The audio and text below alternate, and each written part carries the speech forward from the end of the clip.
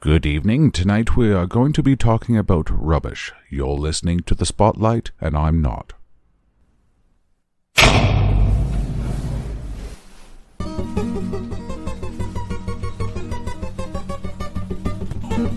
Ladies, gentlemen, please take your seats. The Spotlight is about to begin.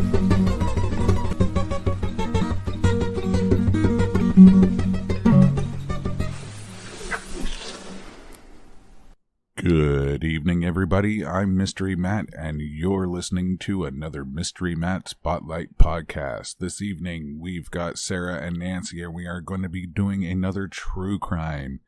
And if this sort of thing isn't your bag, baby, try coming back next week. We should have something new for you. Anyways, I'm going to throw it over to Sarah to introduce the topic and the situation we're dealing with tonight, and I'll even let Nancy say hi. Hi. So tonight we're talking about the case of the Golden State Killer. So this case has spanned close to 40 years until it was solved in 2018 using DNA in a game-changing way. Over the course of the 40-year investigation, we slowly see DNA technology catch up to this offender. It's not just DNA technology we see evolve because of this case, but we see the emergence of 911 emergency lines, DNA data banks, a fight for rape laws, Rape Awareness Week began, and funding for rape crisis centers. We see transparency in how police handle rape cases and victims, and sadly, great things are born out of tragedy. So, Joseph James DeAngelo, its name, will go down as one of the worst serial offenders to be caught, and he will be connected to genetic genealogy, which was used to identify him as the Golden State Killer 40 years later. Sorry, I got shadows. Anyways, on April 6th to 7th in 1974, a very strange burglar emerged in Visalia, California. Sorry, I think it's Visalia. I'm not sure. Anyways, in one night, he hit homes on South Linda Vista Street and South Whitney Street. There would be 4 more homes struck between the first 2 and on May 10th, 1974, on West Tulare Avenue. 6 more, a cluster of homes, were burglarized on May 24th to May 27th. The media would name him the Visalia Ransacker, as he entered people's homes, ransacked, laid out women's and sometimes the men's undergarments, and take nothing of value. He would often steal worthless trinkets or photographs. He operated steadily from April 6, 1974 to December 10, 1975. The Visalia Ransacker was pretty harmless, but that would change. On August 31st, 1975, the ransacker broke into the Monono residence on West Royal Oaks Drive, where he stole a .38 Miroku revolver. Just a few weeks later, on September 11th, on South Whitney, the Visalia ransacker tried to abduct 16-year-old Elizabeth Snelling from her bedroom. The commotion of the abduction alerted her father, Claude Snelling. Claude chased the offender down outside his home and was shot and killed by the same .38 Miroku revolver stolen from the Mono residence. The offender then kicked Elizabeth a few times before running off. Less than a month later, the Visalia ransacker was out again, prowling on South Redwood Street. Between the night of October 3rd to December 10th, he prowled and attempted to break into 19 homes. On December 10th, 1975, Officer William McGowan came face-to-face with the Visalia ransacker in an alley on West Kaweah Street Avenue. Sorry, these names are weird. The offender shot at Officer McGowan, shattering the glass and bulb of the officer's flashlight, sending shards into McGowan's skin and eye. He survived, though. Between April 1974 and December 1975, the Visalia ransacker was responsible for approximately 110 burglaries, 1 attempted kidnapping, 1 attempted murder, and 1 murder. After the attack on Officer McGowan, the Visalia ransacker disappeared. Burglary was no longer enough for Joseph DeAngelo. The thrill and arousal was not there anymore. We saw this same evolution with Richard Ramirez in our 2-part Night Stalker episode. It is not uncommon for serial offenders to evolve. They usually start with porn or peeping into windows. Then, for some burglaries, become a part of their sexual arousal. That thrill of being someplace you're not supposed to be, touching things that aren't yours. Many offenders will masturbate in the homes. It satiates them sexually until the thrill no longer cuts it, and their fantasy evolves. They move on to sexual assaults or sexually sadistic murders. Now, do they always go that way? Not all. It depends on. Some are different, right? Some will start with that kind of stuff, and they'll just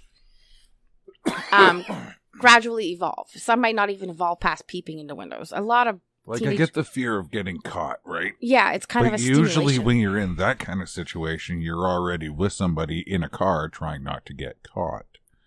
Whereas this one's more like, don't get caught while you're by yourself. I think look at it as more of a fantasy, because a lot of sexual sadists and sadistic murderers, like serial murderers, they will start a certain way, but they'll evolve, and you'll even see like the MO will change, but the signature won't. And the MO is something that will progressively possibly get worse and worse. Like you might start with a shooting, but then you might find more gratification with stabbing. Maybe stabbing won't do it. You want to see the life leave them, so you go back to strangling, like asphyxiation or something. Like that MO will change, but the signature of like leaving your initial on the wall will never change or something. You know what I mean? Like, so the fantasy doesn't always last, so they need to change it to keep up that fantasy to make it feel better.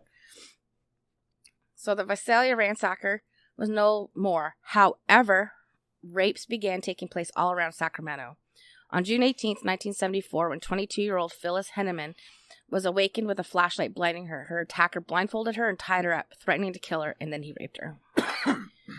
Attack number 2 took place on July 17th, 1976. The next victims were sisters 15-year-old Peggy and her 16-year-old sister Sue, and they had a similar experience as the first attack.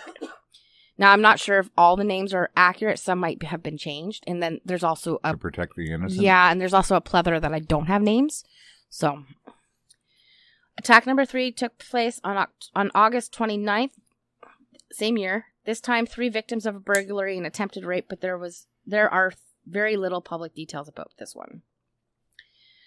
On September 4th, 1976, it is this case that the Sacramento Sheriff's Office brought in Detective Carol Daly, who would be one of the leads on what was dubbed the East Area Rapist by the Sheriff's Office after the 5th attack.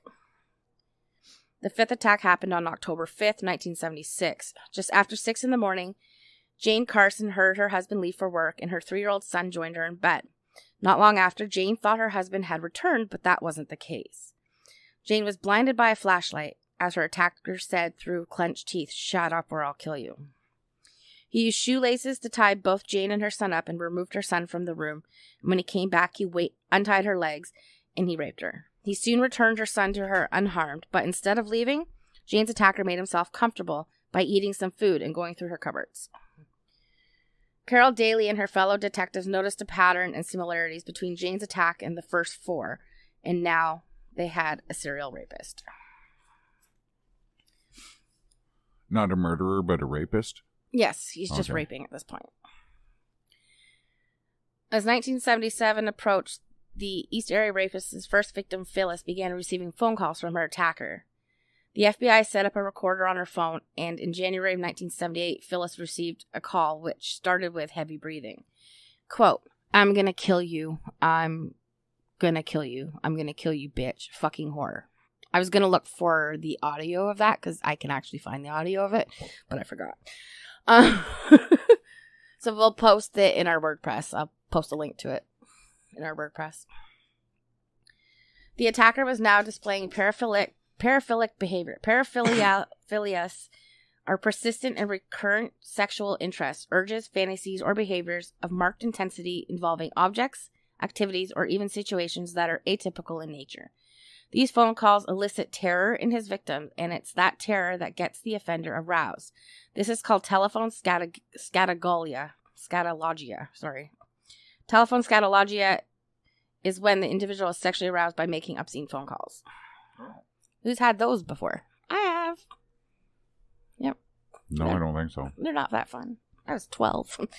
January 18th, 1977, the East Area Rapists are also known as EAR, because they shortened the thing, so it's EAR. So I might just say EAR now, because I want to say rape a little less than I'm saying. So the EAR attacked on an unknown victim, and attack number 11 happened January 24th, was also an unknown victim. Attack number 12 happened on February 7th, 1977 to Lisa and her mother. There's a lack of details for this, for this one and many others, as not all victims have gone public. On February 16th, 1977, the Miller family was going about their day when Mrs. Miller noticed a man watching through the window. So she called out to her 18-year-old son, Rodney, who took off running after the peeping Tom. The two hopped fences and ran a while until Rodney caught up to the man. They fought and struggled, and then the man shoots Rodney in the stomach. Luckily, Rodney survives. He gave a description of a white male, early to mid-20s, under 6 feet, possibly 5'10", and the police were collected footprints evidence in the garden, which matched previous shoe impressions left by the ear. This confirmed to law enforcement's suspicions that the offender was stalking or watching his victims. Yeah. So attacks number 13 and 14 took place on March 8th and March 18th. After the 14th attack, the Sheriff's Department hosted a community meeting regarding the attacks. During the meeting, it gets mentioned that the offender only attacks when the man was no longer in the house, or single women. Shortly thereafter, on April 2nd, 1977, the ear attacks his first couple. Kathleen and George Rogers were asleep in their bed when they were awakened by a masked intruder shining his flashlight in their eyes. He forced Catherine to tie up her husband, and then she was tied up. Their attacker left the room and rummaged through their kitchen cabinets and returned with dishes, placing them on George's back, and says, "If you move, I will kill her and I will kill you." The attacker takes Catherine out of the room and sexually assaults her. It was like, oh, here, hold my beer. You know, like, I can do this. Well, and he also gets her to tie him up because he's not going to punch out his wife for tying him up, right? Less likely to fight back. Attack number 16 happens to another couple on April 15th, and then attacks 17 and 16 took place on May 3rd and May 5th, 2 more couples. The ear changed his modus operandi based on unintentional comment made during the community meeting. He likely saw this as a challenge. Attack number 19 took place on May 14th to Linda and her husband. The attack on this young couple was exactly like the previous 4 attacks on couples. Linda was 22 years old, and she and her husband were new to the area. Earlier that day, when the young couple returned home after going out to dinner, the neighborhood kids tell them they saw a man in their yard. Later that night, they found a light blinding them, and just like the others, Linda is ordered to tie up her husband, and then she was tied up. Dishes were stacked on her husband's back, and their lives were threatened. He took Linda to the living room, hog-tied her, turned on the TV, and draped a towel over it to dim the light. He untied her ankles and assaulted her as he kept a knife at her throat. Linda described her attacker as being 5'9" to 5'10" and about 175 to 180 pounds. 3 days later, on May 17th, you moved forward, so I didn't know. Okay. Doesn't sound like a very big guy. No, but it kind of gets funnier when more descriptions of him come in. Yeah, I'll get there. You'll laugh, and I do. So 3 days later, on May 17th, attack number 20 occurred, and on May 17th, attack 22 happened to Fiona and Philip Williams. May was a busy month for the ear and took 3 months off before attack 22 on September 6th on another couple, followed by attack 23 on October 1st. Debbie and Robert Strauss were attacked number 24 on October 29th, and her wedding ring and birthstone ring were stolen. 21-year-old Victor Hayes and his 17-year-old girlfriend Rhonda Ortiz were attacked number 25. Victor believed that months earlier he had a confrontation at a liquor store parking lot where a man looked as if he wanted to kick Victor's dog. The two had a volatile confrontation, so he believed that the attacker was done by the same man. It has not been confirmed whether it was, but I think because Victor did deliver a victim impact statement at the Golden State Killer's hearing, I think it was probably linked. So, might have been linked to that. Number 26 took place on November 10th. Margaret, who was 12 years old, lived with her mother. The two of them were following this case very closely. Margaret knew what the ear did to couples. She was just shy of 13 when she was awakened by a light shining in her eyes and a man at the end of her bed. Margaret stated in multiple documentaries that she knew instantly who he was and what was about to happen. He tied her up, left the room, and went into her mother's room before going into the kitchen. Margaret knew that if he put the dishes on her back, he was going to rape her mother. And if her mother got the dishes, she knew she was the one who was going to be assaulted. He returned without dishes. And during her assault, Margaret refused to show him fear. He said he'd kill her and her mother, and dryly she'd respond, "I don't care." Margaret said she was defiant and acted nonchalant towards him, and he left unsatisfied. So, he clearly gets off on the fear. Attack number 27 would be the last known attack in 1977 and occurred on December 2nd with an attempted rape. Detective Carol Daly led many meetings with women in the Sacramento area, telling them to fight back, tells them not to be polite about it. She held these meetings to teach women about rape, how to report it, but most importantly, how to fight back. On January 28, 1978, Attack 28 took place, leaving 2 female victims in its wake. Attack 29 was very different. Brian, aged 21, and his 20-year-old wife, Katie Marjorie, were out walking their dog when they encountered a man. He would later be discovered to be the Ear. Brian, who was a sergeant in the Air Force, had a violent encounter with the man, and the couple fled, but they were chased down. He shot Brian twice and Katie once. Both would die at the hospital before they could give a description. Bob Hardwick didn't think too much about finding the lock from the garage leading to the house being broken. 2 days later, on March 18th, 1978, Bob and his wife, Gay, woke up to light shining in their eyes. Their attacker tells them he needs money, and he makes Gay tie Bob up. And then she was tied up, both with shoelaces. That would be his signature right now, would be the shoelaces. He rummages through the house and then sits outside and drinks a beer. He returns and places dishes on Bob's back and takes Gay into another room and assaults her. The Hardwick attack took place in Stockton, which was about an hour outside of Sacramento, in a completely new jurisdiction. It took a while for the Stockton attack to be connected to the Sacramento attacks. Sorry, I have a question. Yeah. Why the dishes on the back? To alert him. Oh, sorry. Oh. Matt was not quick enough. Yeah, to alert him if the guy moves. So if the guy moves, the Ear gets alerted and then could kill the wife. Yeah. It's an alarm system. Yeah, because as soon as you move, those dishes are going to go clink, clink, clink, clink, clink, right? It's clever, but it's still completely disgusting. Yeah, it is. For me, look at that. It shows an intelligence. Yeah. But when you are reading, like when you're hearing about his story and stuff, there's a little bit of a lack of intelligence there too. Like he's a very organized offender. Well, if you can't, figure out what's right and wrong, there's already a lack of intelligence. Mm-hmm. For sure. There has to be, right? Yeah. Well, it's the fact of you know that it's wrong, but you do it anyway, even though if you know the right from wrong. And that is why when you plead insanity, if you have shown that you know right from wrong, you can't take that insanity plea. You can't, because they'll just say, hey, you knew you're right from wrong. Yeah. It's called the McNaughton rule. So. Yeah. And you chose to act to do this way. Yeah. Knowing that there's going to be consequences. Absolutely. So, but yeah, like, it's crazy. But he's quite smart in certain aspects.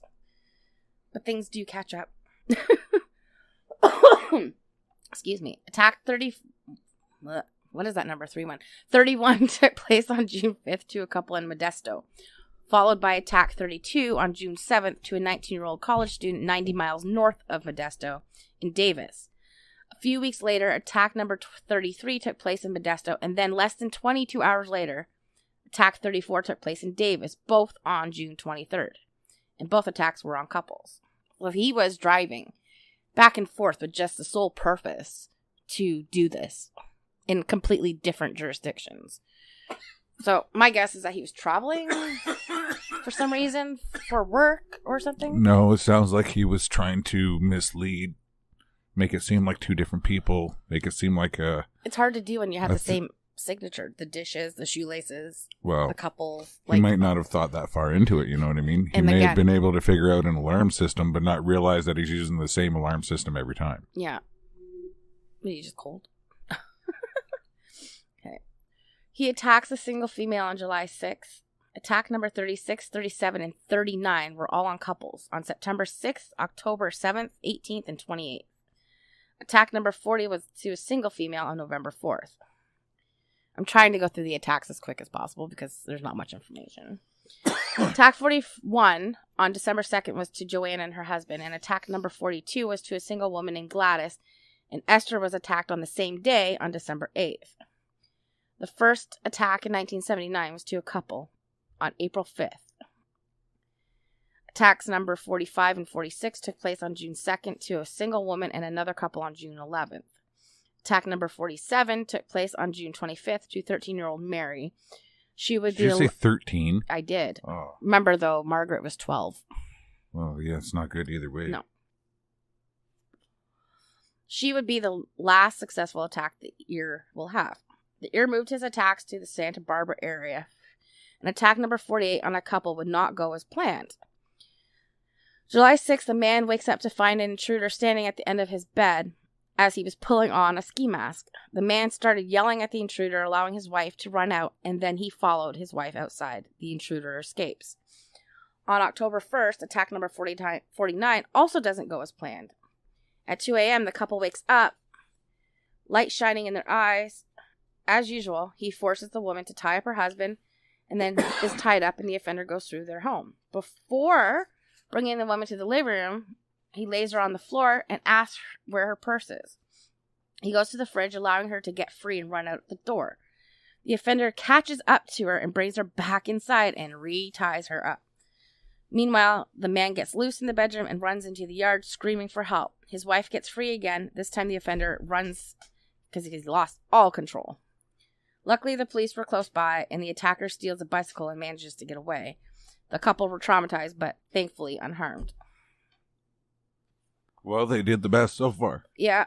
Attack number 50 happened on December 29th, 1979 in Santa Barbara.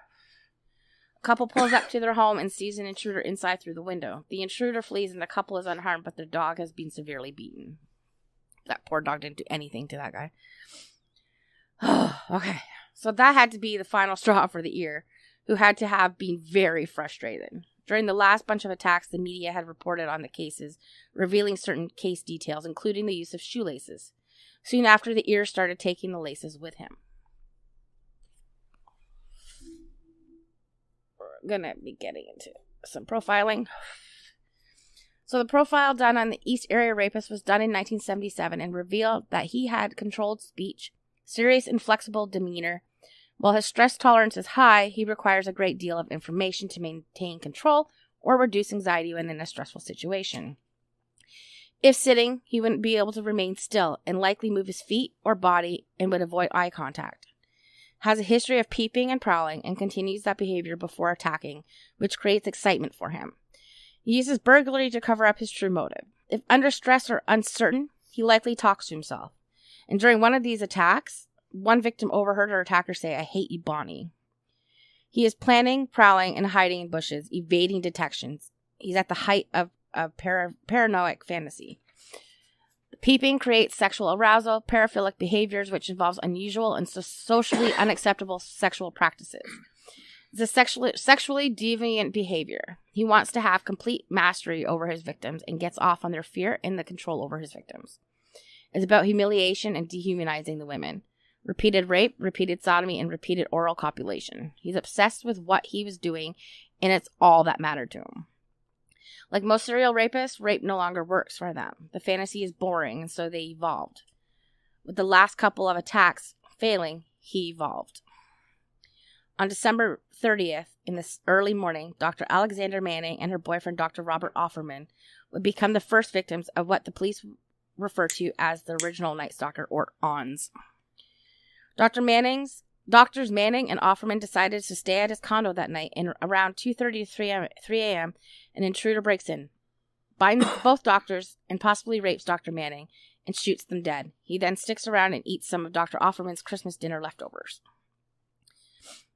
On March 13, 1980, Charlene and Lyman Smith are also murdered in their bed. Lyman, age 43, was a former district attorney and a partner in a developmental firm and was being considered for judgeship. Charlene, age 35, was raped, and then both were bludgeoned to death with a log from their woodpile. Lyman's 12-year-old son, Gary, found their bodies. On August 19, 1980, newlyweds Keith and Patrice Harrington were bound. Patrice was raped, then covered with bedspread and bludgeoned to death. Keith's two older brothers would be instrumental in getting a bill passed in California in 2002 that would make convicted inmates give their DNA for entry into a database.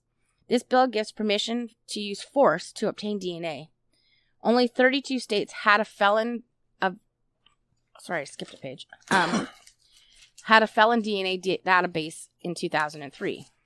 Bruce and Ron Harrington helped support this bill, as well as Proposition 69, the DNA Fingerprint, Unsolved Crime and Innocence Protection Act. Like I said, a lot of good things have been born out of this case, unfortunately. So when it's related to, like, is that all related to rape that they made that act? Mostly, yes. And they named it 69?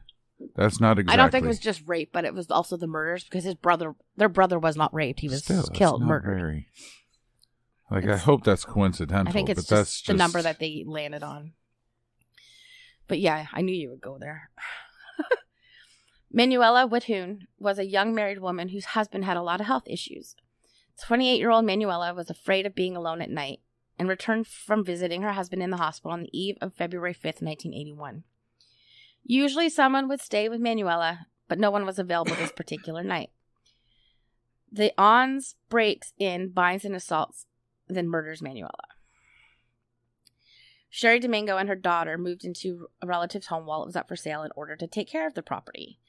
Sherry's daughter, who was 15, had an argument with her mother and left for a few weeks. She called home just a few days before July 27th, 1981, and then ended up in another fight. The night of July 27th, Sherry and her boyfriend, Greg Sanchez, became the next victims of Ons.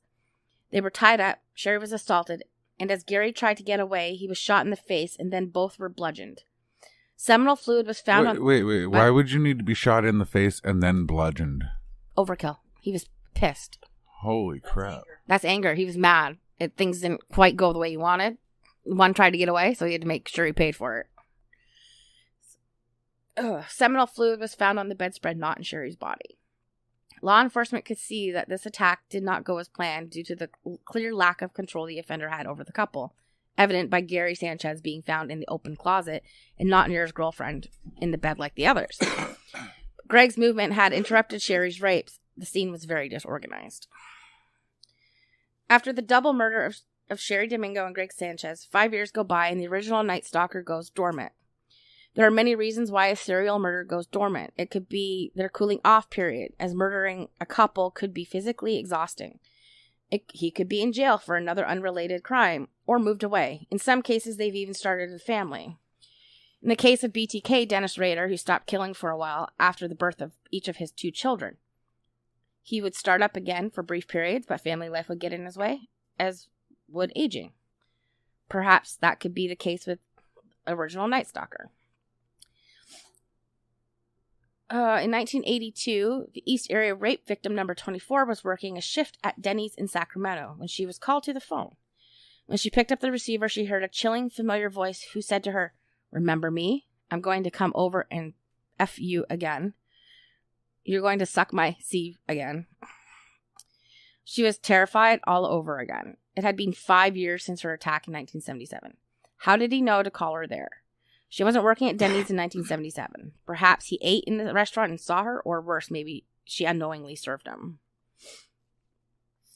On May 5th, 1986, 18-year-old Janelle Cruz was looking after the house while her parents were on vacation. The night before, she and her friends who stayed over had heard some noises, but that night Janelle would be alone. She would go out to meet up with friends, but she got home around 10:45. She would be brutally attacked, raped, and bludgeoned to death, possibly by a wrench. Her murder would be the most brutal of them all, but would also be the last. So why would he stop with Janelle? Some experts surmise that with the emergence of DNA testing was a catalyst to why he stopped. He knew he left a lot of DNA in the wake of the 10 years he'd been active. Law enforcement had no suspects, no fingerprints, only the modus operandi linked to 12 murders. In the rapes, they had the MO of the shoelaces, the dishes being placed on the males in the home, and even some shoe prints. They had a poem written by the East Area rapist that was sent to the Sacramento Bee in 1977. This is the poem. It makes no sense to me. I don't know if you guys can make heads nor tail of it. Jesse James has been seen by all, and Son of Sam has an author. Others now feel temptations to call. Sacramento should make an offer to make a movie of my life that will pay for my planned exile.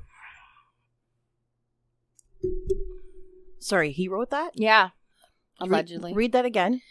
Jesse James has been seen by all, and Son of Sam has an author. Others now feel temptations call. Sacramento should make an offer to make a movie of my life that will pay for my planned exile. Oh, he wants to be famous. which they all do. Yeah, They all do. That's what that is. It's to glorify me. Glorify me, but don't catch me. I don't want to be caught. It's the narcissism in it. Mm-hmm. Yeah. So sheriff's department had Sorry, one more thing. Okay. It's also the narcissism part of it where it's I'm owed something. Yeah. And it's, that part where he says, was it Sacramento or something they can offer? Yeah, Sacramento should make me an offer. Yeah. To make a movie of my life. Yeah. Yeah. Yeah. Praise me. Give me fame, fortune, everything I want. Yes, okay. So the sheriff's department had no fingerprints in the ear case. They had plenty of biologicals, which contained DNA. In 1994, they run the DNA from all the cases, despite the fact that prosecuting the rapes could not be possible due to the statute of limitations on rape and sexual assaults. Which, if you ask me, there should be no statute of limitations on rape and sexual assaults. I agree. If it happened, it happened. Yeah. But also, if you have if you go evidence to report it and it's been 20 years, expect to have to prove it. Yeah. Instead of, like, all accounts of reported rape should be taken seriously. However, there are false reports of reported rape, and this does destroy many innocent men's lives. And destroys the credibility of women who actually have been assaulted. So if you're going to report it, please don't wait the 20 years. And if you do wait the 20 years, just remember you're going to have to prove it after 20 years. That means there's been no trauma test done. There's been no DNA collected. But you're going to have to prove after 20 years. So, good luck with that. It's going to be very difficult. You know what I mean? Yeah. So if it happens, report immediately. But in immediately. these cases, they have the biologicals. They have the DNA from these cases. So there should be no limitation on prosecuting. But because there is, they cannot. But they can at least use it to connect. I agree there should be no limit to how long. Mm-hmm. But just know it's going to be harder to do so after the fact. For sure. In 2001, victim number 14 receives a phone call 24 years after her rape by the same man responsible and says to her, "Remember when we played?" Law enforcement knew their offender was still alive. That same year, the DNA from the East Area Rapist case is matched to the DNA left by the original Night Stalker murder cases. Crime blogger, writer, and the wife of actor Patton Oswalt dubbed the ear and ons as the Golden State Killer. The Golden State Killer was linked to at least 51 attacks and 12 murders. They just didn't know who he was yet. Michelle McNamara worked this case so hard, her book, I'll Be Gone in the Dark, was published after her death and finished by Paul Haynes. I only mention this because she was very pivotal in the case in helping connect things. Nancy needed gloves. Oh, you're so cold. Yeah, I know, right? This is our last case outside. Probably. Yeah, most likely. It was a lot warmer earlier, but now after dinner it wasn't so much. So weekly the DNA would be run through CODIS, but no matches were ever made. They had DNA, knew he used a variety of weapons, and always used the shoelaces to bind his victims. Those ligatures became his signature. They never changed. Those ligatures carried him through the rapes to the murders. In 2010, District Attorney Anne Marie Schubert, who felt very connected to the case, created the Deceased Inmate Project. This initiative would see DNA collected from deceased inmates and entered into the database. They ended up having 25,000 DNA profiles to go through. In 2016, the FBI released 3 of the many composite sketches they had from their most reliable witnesses from 1970s and 1980s. This is all well and good to know, but how exactly did they catch the Golden State Killer? This is where it gets good. And also gets very complicated. In mid to late 2017, oh my god, 1917, they didn't even have technology back then. In mid to late 2017, it came to law enforcement that Parabon Nanolabs had taken the lead in genetic genealogy. Uploading DNA profiles, they could get a very accurate description of a person: eye color, skin color, hair color, and ethnic background. They were also leading a new development of using DNA to trace family trees. Lead Golden State Killer Paul Holes, who had been working this case for 24 years, was coming up for retirement and was willing to try anything. In order to utilize genetic genealogy, they needed untested DNA. Luckily for Detective Paul Holes, the medical examiner in the Smith murder case made a secondary rape kit from Charlene Smith. The second kit was untouched. Using that DNA, they developed a DNA profile, and in January 2018, uploaded that profile into a public genetic genealogy database called GEDmatch. Now, I debated whether or not to explain DNA and how they use this to solve crimes. I'll be putting that up for sure on our WordPress and link it in our Mystery Matt fan club Facebook page. I do actually go into it more on this because I kind of realized it was that important to go into it. Just so you know, you're at about 35 minutes. So depending on if you want to do a two-parter or a super episode. I'm on page 15. Out of 22. Oh, okay. So we'll just do a long one. Yeah. Okay. Okay. Excuse me. I'm talking. This DNA is uploaded and matched to 25 third cousins related to the great-grandparents. Using public records such as obituaries, birth and marriage, and death certificates, as well as newspaper articles, they worked the family tree backwards. So this tree started in 1820s, and it took 4 months to build. The tree had over 1,000 people on it. They needed to remove all females, anyone whose age doesn't fit the timeline, anyone who was not in the geographical location at the time of the murders. They were left with 6 possible offenders. They knew their offender had blue eyes, and only one person of the 6 had blue eyes. They had a name, Joseph James DeAngelo, and he was 72. Days before Hole's retirement, he follows DeAngelo's movements, waiting to grab his DNA to compare it to the offender's profile. Hole sees him working on a car and riding his motorcycle. Finally, they follow him to a store, and while DeAngelo was inside, they swab his car door handle and put a rush on it.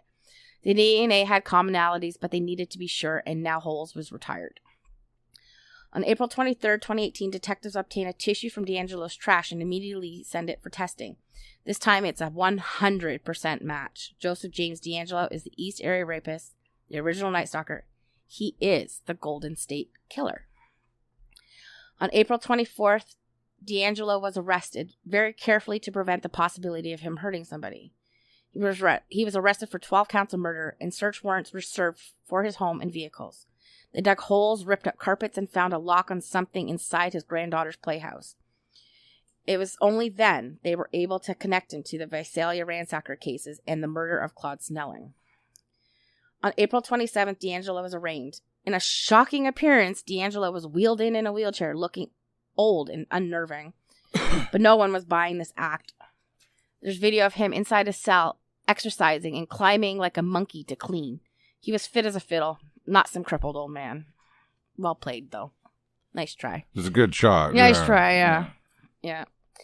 Joseph James DeAngelo was born in Bath, New York on November 8th, 1945. His father was in the Air Force and his family moved a lot. The DeAngelo family moved to Rancho Cordova in 1959, and his parents separated, and he and his siblings were abused, and Joseph took the brunt of it. The DeAngelo kids were neglected and locked in a closet. Joe may have witnessed his father molest his 7-year-old sister around the age of 9 or 10. Allegedly, there's nothing to prove that. He began peeping in his teens and allegedly killed a dog with firecrackers. He joins yeah, I know. I've seen that. I've seen pictures of dogs had their muzzles blown off by firecrackers. It's disgusting. And it's disgustingly sad too at the same time. He joins the Navy during the Vietnam War, but leaves in 1968 and enrolls in Sierra College. In 1970, Joseph gets engaged to Bonnie, but he eventually breaks it off, or she eventually breaks it off, I should say, and DeAngelo spirals. He attempts to kidnap her from her bedroom at gunpoint to get married in Las Vegas. Luckily for Bonnie, her father steps in. As far as I could find, no charges were brought on to DeAngelo. Recognize that name? No. In one of his attacks, he said, "I hate you, Bonnie." Oh, yeah. Okay. Now we know where that came from. 1972, he goes to California State University in Sacramento and gets a degree in criminal justice, setting up a career in law enforcement. He then interns at Roseville Police Department. In 1973, he moves to Exeter, California, and he's hired by the Exeter Police Department on May 18, 1973. And while working in Exeter, he married Sharon Huddle in 1973, and Sharon would go on to become a divorce attorney. Less than a year after joining the Exeter police, the burglaries in Visalia, which is 15 minutes west of Exeter, on April 6, 1974, began. D'Angelo was 28 when he was promoted to daytime investigator in 1974. So this was a cop. Yes. All three of these serial killers, rapists, all these different titles, is a cop. To a certain point, yes. Ew. On January 14th, 1975, Exeter Police Department formed an anti-burglary task force, and D'Angelo was placed on the task force. He would advise homeowners on how to best protect their homes. D'Angelo leaves the police department in Exeter shortly after it was announced that Visalia's police chief was going to take over. Exeter's police chief take over the Exeter police chief. I left a big space there and I can't read apparently. So with the Exeter's police chief coming in? Or the Visalia one coming into the Exeter? Yeah. So some speculate D'Angelo left because he was afraid of being recognized as Officer William McGowan's shooter in the Visalia ransacker. He moves to Auburn, California, and is hired by the Auburn Police Department in August 1976. At this time, he already has 2 attacks as the East Area rapist under his belt.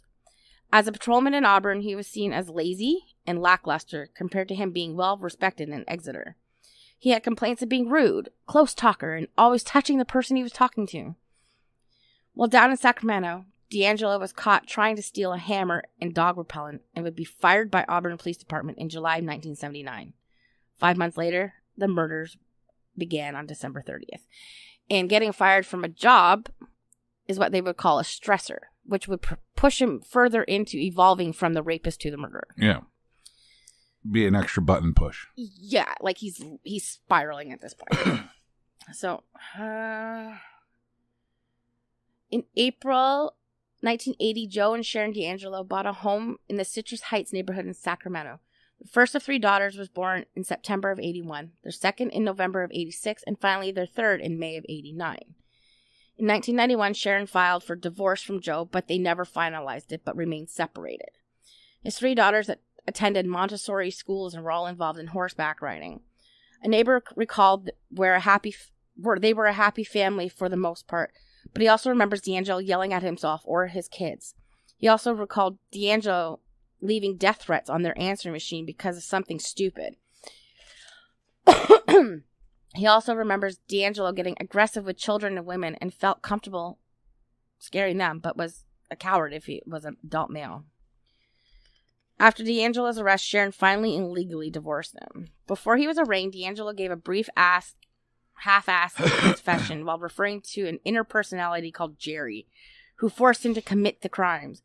Not sure why these guys always try this defense. It never works. I don't know. Yeah, you almost hear it all the time, right? It's like David Berkowitz, the son of Sam. That was the dog. Danny's not here, Mrs. Torrance. Yeah, it never fucking works. On March 4th, 2020, D'Angelo offered to plead guilty if they removed the death penalty, but the district attorneys declined the offer. However, on June 29th, the DA decided to offer the removal of the death penalty, and D'Angelo pled guilty to 13 counts of murder in the first degree with special circumstances. That's murder during a commission of burglaries and sexual assaults, and 13 counts of kidnapping. So Joseph James D'Angelo was sentenced to 11 life sentences without the possibility of parole, plus an additional life sentence and 8 additional years on August 21st, 2020. So he's at 70, he was 72 and 18, so he would have been, 75? 74 when he was finally arraigned, so he's probably, life sentence isn't going to be that long for him. So he won't make it. No, probably not. So I only touched briefly on using genetic genealogy as a tool to solving this crime. In a way, it's not the first time that law enforcement tracked their suspected offender using DNA from a relative. Using this method was very complex. Before they would have a suspect and would find a son or daughter's DNA to see if there was a familial match. Using genetic genealogy is different. They don't have a suspect to even try getting a familial match. They have to upload it into public ancestry DNA type sites and hope a relative with commonalities is in their DNA profiles. I said I've saved this for WordPress, but I need to expand, so bear with me. These words are hard to say. So each of our cells have 23 pairs of chromosomes, one from our mother and one from our father. There are places on some of our chromosomes with these short sections of DNA that repeat called short tandem repeats, or STRs for short. We all have different numbers of repeats. What you find in CODIS, which is the Combined DNA Index System, is STR profiles, and CODIS contains over 18 million STR profiles. The chances of people having the exact same number of STR at each location is astronomically small. Okay, single nucleotide polymorphisms, or SNPs, also referred to as SNPs, show a difference in a single DNA building block. These are responsible for discovering certain genetic factors like hair, eye color, and even if you have complex diseases. You have roughly over 700,000 SNPs, which can tell you where your ancestors come from, medical conditions, and how closely you are related to someone. In these public and private genealogy databases, they use the DNA from their users to make profiles of their STRs and SNPs to track their family tree. The Golden State Killer was the first case to use these public databases in 2018, and they changed the game. In 2019, Christopher Tapp had his murder conviction overturned thanks to genetic genealogy. He had spent almost 20 years in prison for a murder he did not commit, and it was the use of what is now referred to as forensic genealogy that proved his innocence. One of the biggest concerns is privacy. People are concerned their DNA is now free to be used by police, but that has changed. AncestryDNA.com and 23andMe never have and do not allow law enforcement access. Some other companies are following their example. GEDmatch and Family Tree have an opt-in option. Means when you upload your DNA profile, you now have a chance to either allow law enforcement to access your profile or not to. Problem is, say you choose to opt out, but your third cousin in Surrey, BC chooses to opt in. You're still on that family tree. You have no control over what your family chooses to do. Would you opt in or would you opt out? See, we did the fingerprints and stuff as kids, Yeah. but I don't know about a full DNA thing. That's kind of mine. Not that I'm up to anything, but like, okay, so if they needed my DNA to find someone who was related to me, then yeah, okay, I would. But you wouldn't opt in. Like, say you put your DNA in GEDmatch. Yeah, I would. No. You want to develop your family tree. And No. somewhere along the line, the police call you, say, hey, do you know so-and-so from this? Yeah, I do. That's my second cousin. Like for something that's recreational, like 23andMe and that kind of thing, and just learning your family genealogy, no, I don't feel it should be. Like if you want to opt in, that's fine. But you wouldn't personally opt in. Not unless it was directly needed for a specific reason. Like, why do you need it? Like, why? See, once you opt in, though, they don't have to ask your permission to search it. You've already given it. So they'll search it anyways. And that's what I mean. Like, I'm not a cattle that you can put a tag on. Yeah. But if me putting that tag on helps somebody else, then yes. Yeah. What about you, Nancy? I don't know. I think if you're doing something like that, you're automatically giving permission because everything is out there anyway. Mm-hmm. So, like I said, if your cousin from Italy does it and they connect you through that, and even though you opted out, they're still going to know you're connected, right? Yeah. Once it's online, it's kind of online. You really can't do much about it. Yeah. I don't think I would do anything like that, like the 23andMe or Ancestry or anything like that. I have no desire to. Yeah, no, I don't have the desire to either. People that I work with and that I know have done it, and they're like, "Oh, look at this and look at this," and I'm like, "Yeah, okay." Like it really. Am I curious to know if my background is exactly what I've been told it is? Yeah, but am I going to spend the money to find out? No, I'll just live in my little illusion bubble. Well, I mean, if you were adopted, I think it would be a different scenario. But I mean, like, I don't know. I don't think I have no desire to anyway. But if I did, it would be, and I don't have a desire to because then everything is out there already. Yeah. So like, well, let's say I did upload my DNA to GEDmatch to find my ancestries. I would choose to opt in because I feel like it's my duty that if there's a criminal in my family background, that they should pay restitution. They should pay for it. And if it's my DNA that brings the police to their attention or them to the police's attention, by all means, because that person needs to pay. Yeah. And clearly they would use this as more of a last resort. Not, let's go do this. Let's go do this right away. No, they're not going to do it right away. They're using it mostly for cold cases. They're not using it for a case that happened yesterday. You know? Yeah. So, But I would opt in because, like I said, I think that person should be held accountable. But really messed up that it was somebody close to you. Yeah. And you're like, oh, man. It's like, oh, what did my brother do now? I had no idea. You know? So there are some guidelines that law enforcement has to follow to access these public DNA databases.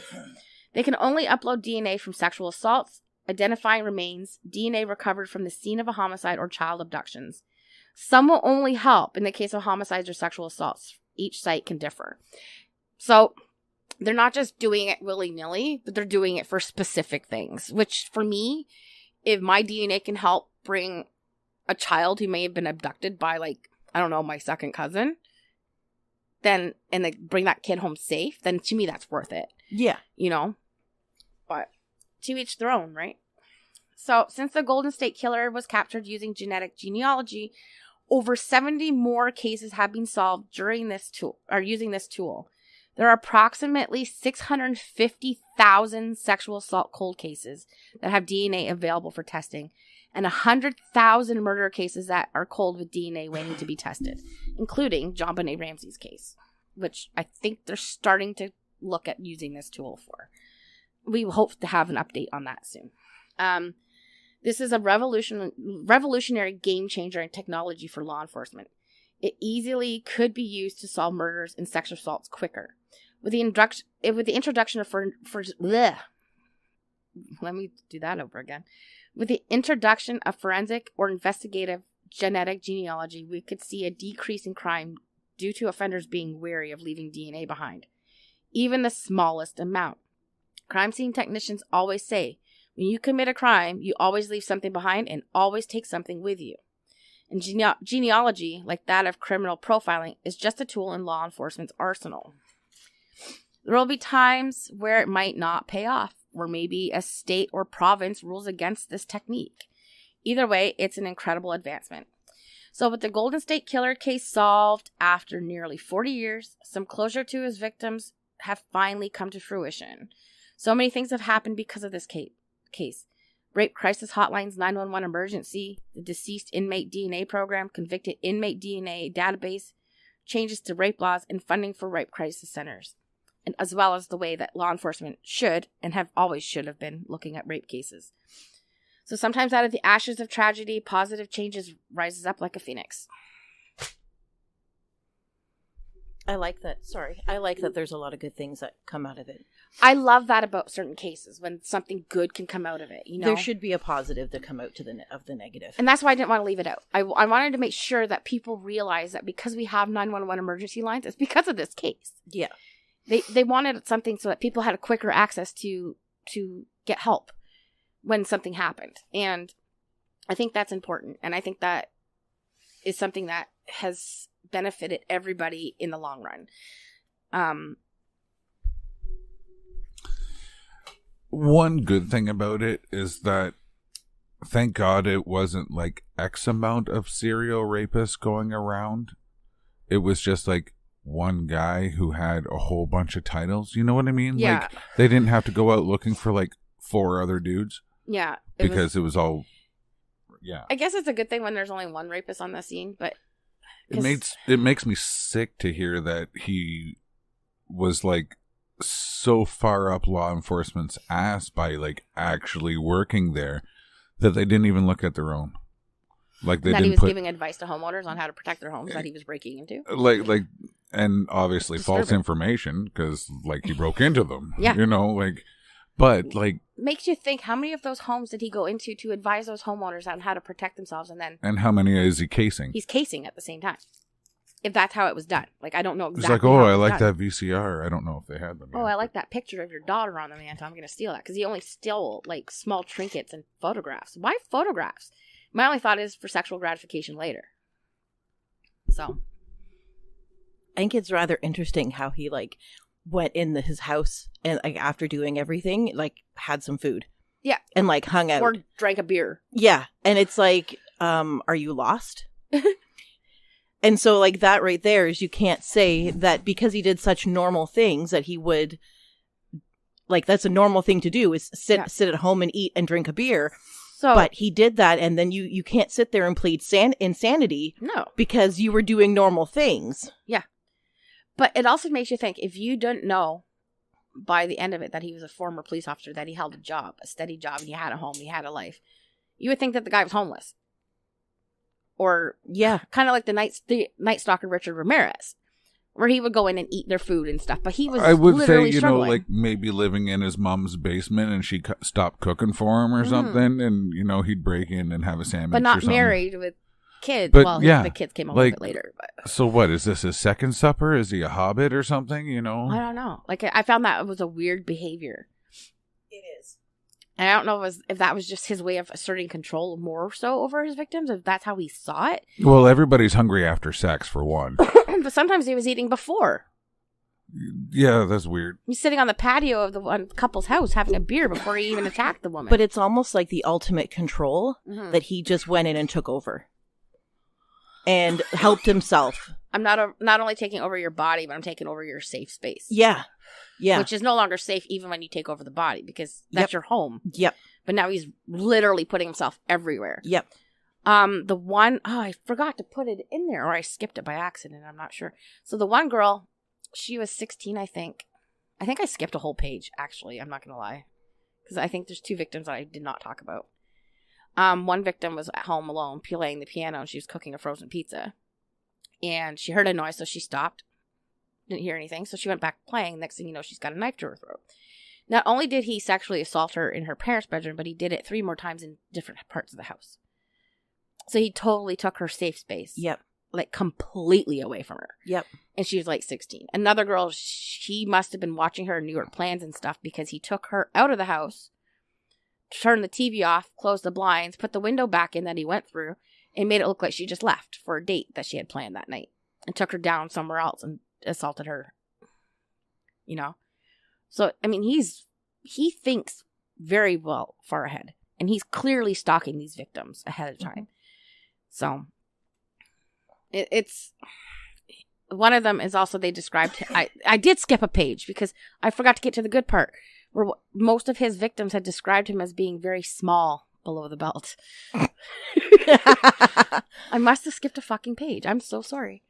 I will have that all up on Napoleon syndrome. Yeah, maybe. I am so small, I'm mighty, I'm going to fuck you. I don't know. That was probably very heartless. This brings the funny memes to my head, where it's like the guy says to you, I'm going to come in, give you the best night of your life, and he shows up and it's like the size of your pinky. Oh, like a micro penis? Yeah. That's all I thought of when you said that. That he was small below the belt. Yeah. So yeah, suck on that, Joseph D'Angelo. But yeah, that was that case. Any more analyzing from you guys? No, I think that covers it. That is really messed up. It is. But also, the best part of it, though, for me, is the technology that has been born. Using that genetic genealogy to find this guy. Well, they say necessity is the mother of invention. Yeah. So when you need the technology, that's when these things get worked on. I don't see why we can't use this technology to solve the JonBenet Ramsey case. They have DNA that hasn't been tested. So get on that, Colorado. Or any of them. Yeah. And I don't know why DNA testing costs so much either. But anyway, topic for another podcast. Yeah. You guys have a great evening, and we'll see you next week. Good night.